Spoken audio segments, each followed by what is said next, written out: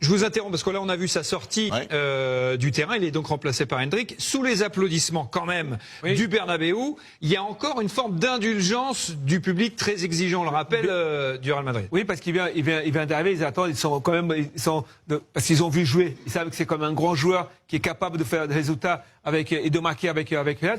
Ils savent aussi que c'est compliqué de jouer au Real. Oui.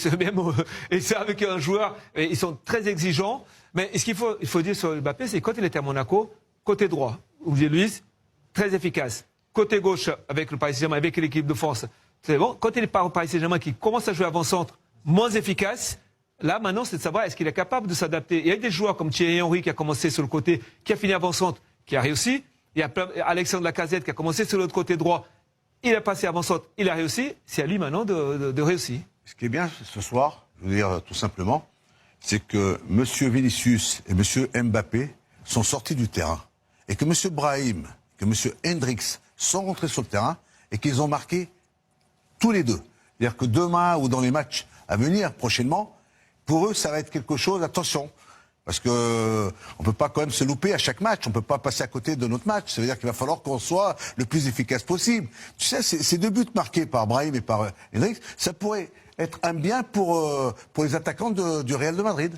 Les stats de Kylian Mbappé au cours de cette rencontre, John. On l'a vu, 0 but pour Kylian Mbappé, 4 tirs, 3 cadrés pour l'attaquant français, mais 13 ballons perdus. On l'a vu notamment, Sonny, Louis, dans la surface de réparation, dos au but. C'était compliqué, 1, 2, 3 touches de balle. Malheureusement, avec des défenseurs qui sont sur vous en permanence, c'est impossible.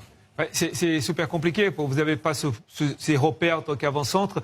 Le ballon, quand il vient, vous contrôlez, le ballon il va monter. Vous êtes long pour se retourner. Quand vous êtes sur le côté, vous avez cette place pour enchaîner. Là, dans l'axe, c'est beaucoup plus compliqué. Ce qu'on dit, c'est qu'il doit apprendre ça, ou Ancelotti change de système pour qu'il puisse briller. Ce manque de repères dont vous parlez, Sonny, on l'a vu avec la présence d'Arda Güler au poste précisément, ou en tout cas dans la zone de Kylian Mbappé, et à plusieurs reprises au cours de la seconde période. Il avait ce poste de faux numéro 9 au départ de ce match-là, et finalement c'est lui qui arrive lancé en permanence à l'extérieur de la surface pour venir entrer et chipper les ballons de Kylian Mbappé. Ça mérite de se poser des questions sur la suite. Oui. John, c'est que quand tu as Mbappé, Vinicius, Rodrigo sur le terrain dans une surface, les adversaires, ils délaissent un peu plus tout ça, ce genre de joueurs. Et Erdan en a profité pour se positionner dans une situation, dans une surface. Voilà, il est là, il est au départ, il a la finition, mais c'est un garçon qui est aussi prometteur. C'est un garçon qui peut aussi apporter quelque chose, une touche à cette équipe du Real en jouant dans ce registre-là. Il peut bousculer la hiérarchie, Arda Güler, et s'installer durablement dans le 11 type. Rappelons que Bellingham est blessé pour un mois. Non, je pense pas. Il a fait quand même une meilleure deuxième période parce qu'il y avait beaucoup plus d'espace. Il était là, c'est encore une qu'il arrive de derrière. On l'a vu sur les dernières actions, il est vraiment quasiment au point de pénalty. Parce que lui, il part de loin. Là, encore une fois, il va aller sur le côté, il va éliminer. Et là, il va chercher à frapper. Il ne peut pas faire autre chose.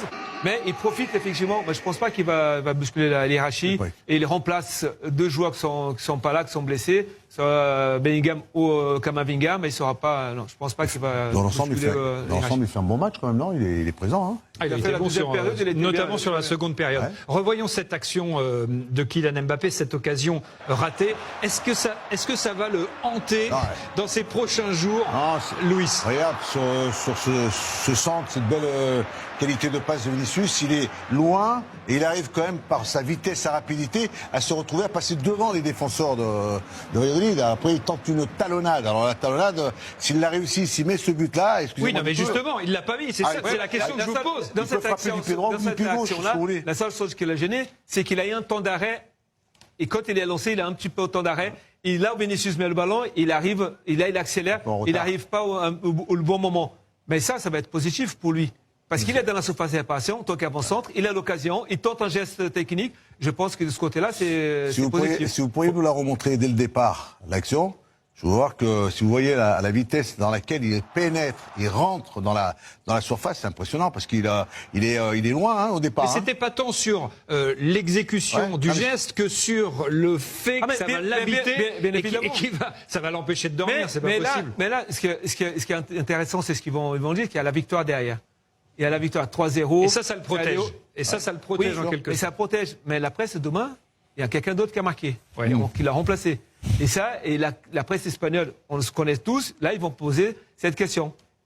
Ce qui peut le rassurer aussi, c'est que Carlo a fait des choix, tout de même en sortant Rodrigo et en passant à 2 devant. Et cette occasion, il s'est permis de la faire quand il était avec Vinicius devant. Regarde, C'est ça aussi qui change. regarde la course. Regarde. Parce que Les quand deux- on voit bien, il fait un temps d'arrêt. Ici, temps d'arrêt, ça fait que Vinicius devait le donner ce ballon tout de suite. Il pensait qu'il allait le mettre de l'extérieur. Il a pas mis tout de suite. Il est en temps d'arrêt. Et derrière, quand il accélère, il n'est pas dans le bon tempo. Mais il arrive quand même à la voir.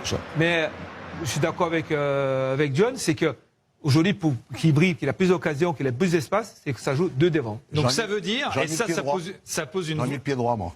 Ça t'excère. On lui dira. Hein On va lui dire. On va lui dire, ne tente pas ce geste-là, tu n'en as pas encore Fais marqué, confiance hein. à Louis, Voilà. écoute ses conseils. Et touche. Ça pose quand même une vraie question, Laquelle le thème soulevé par John à l'instant, sur le sacrifice, entre guillemets, d'un joueur parmi les attaquants. Et notamment Rodrigo, qui a donc été sorti du terrain et remplacé sur choix de Carlo Ancelotti. Est-ce que ça veut dire qu'Ancelotti est obligé de sacrifier un joueur offensif pour permettre à Mbappé d'avoir un peu plus de liberté et donc passer dans une sorte de 4-4-2? Pour l'instant, non, parce que Bellingham est blessé. Mais après, oui, je pense qu'après, c'est Rodrigo qui va... Parce qu'il va être obligé de passer le système qu'il a eu la saison dernière avec Vinicius et Rodrigo devant et Bellingham derrière. Il va être obligé de passer ce système-là parce qu'il y aura beaucoup plus d'espace. Les équipes, on a vu à quoi quand ils sont 4-3-3, ils restent tous derrière, ils ont de la difficulté de trouver des espaces. Et quand ils sont passés à 2, ils avaient beaucoup plus de liberté.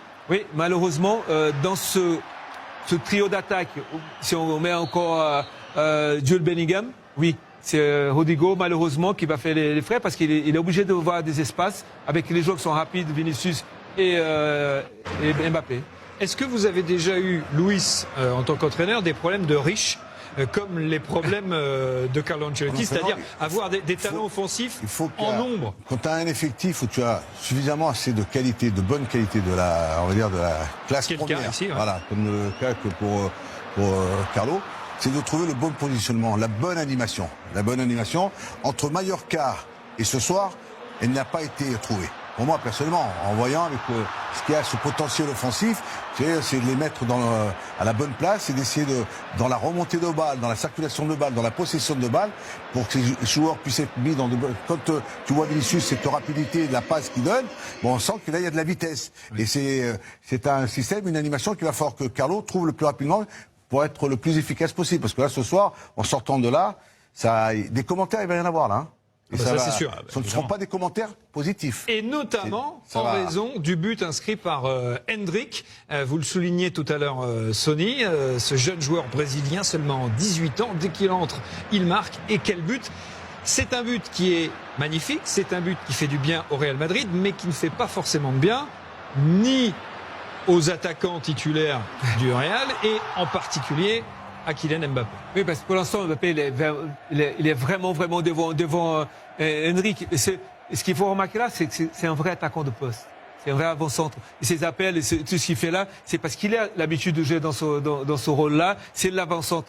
Et là, il va trouver des solutions. Mais il vient d'arriver. Ancelotti sait que le match contre Mallorca, il n'est pas rentré. Il est rentré aujourd'hui pour faire opposer, pour pouvoir donner plus de dynamique.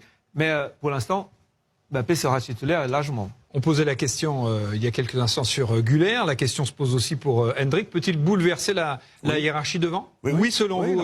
Il peut leur mettre une certaine pression. Il peut leur mettre, je sais pas, ces éléments qui sont devant, surtout à ne pas s'endormir et à rester bien réveillé, d'être, tu sais, quand on a ces garçons qui sont rentrés, qui ont marqué, c'est à eux de faire le nécessaire parce qu'ils ont montré des qualités. Après, maintenant, ils ont joué face à une équipe de Valladolid qui a essayé d'aller chercher l'égalisation. Ça leur a permis d'avoir... J'aimerais bien les voir aussi jouer en démarrant un match face à une équipe hyper bien, tu vois, en jouant sur le plan défensif très bas, de voir dans ces petits espaces comment vont-ils faire, qu'est-ce qu'ils sont capables de faire. Voilà, ben, j'attends de voir. Mais bon, après, Hendrick, ce qu'il nous a montré ce soir avec cette fulgurance, un but vitesse. Absolument magnifique, magnifique pour sceller la victoire du Real Madrid face à Valladolid. 3-0. Le Real qui se déplacera à Las Palmas jeudi pour la 3e troisième journée de Liga avant de recevoir le Betis dimanche prochain. Les résultats de cette deuxième journée du championnat d'Espagne, marquée par la victoire du FC Barcelone hier face à l'Athletic Bilbao. Ce soir, l'Athletic